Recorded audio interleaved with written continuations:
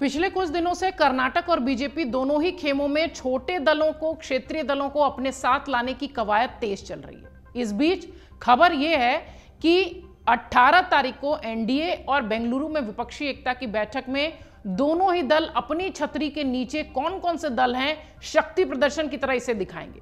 NDA की भी 18 तारीख को बैठक होनी है 30 दलों के साथ, और विपक्षी एकता की बेंगलुरु में बैठक होनी है 24 दलों के साथ। इन सब के बीच कर्नाटक से बीजेपी के लिए शायद एक अच्छी खबर थोड़े दिनों में मिल सकती है।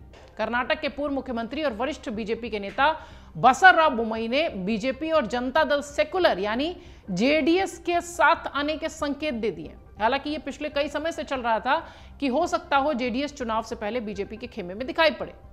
इसके बाद से ही कयास ये लगाए जा रहे हैं कि 2024 के लोकसभा चुनाव से पहले जेडीएस जो है वो राष्ट्रीय जनतांत्रिक गठबंधन यानी एनडीए में शामिल हो सकती है। पूर्व मुख्यमंत्री ने यह भी कहा कि चर्चा के नतीजे भविष्य के राजनीतिक घटनाक्रम से तय होंगे।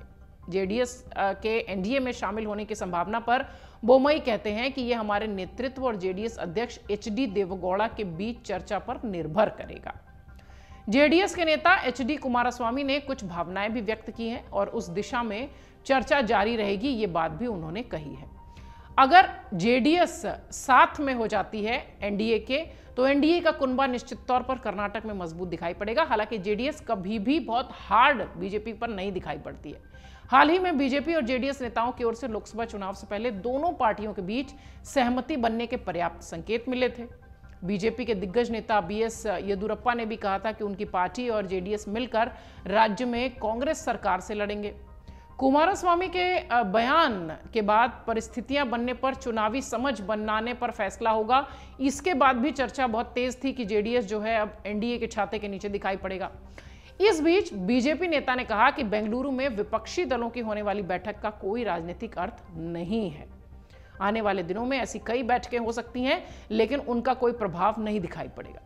पूर्व मुख्यमंत्री ने यह भी कहा कि विपक्षी दलों के पास प्रधानमंत्री नरेंद्र मोदी और भाजपा को हराने के अलावा एकजुट होने का कोई विशेष एजेंडा है नहीं, और अखिल भारतीय स्तर पर कोई मजबूत विपक्षी दल भी नहीं दिखता है। गठबंधन में क्षेत्रीय दलों की संख्या अधिक है।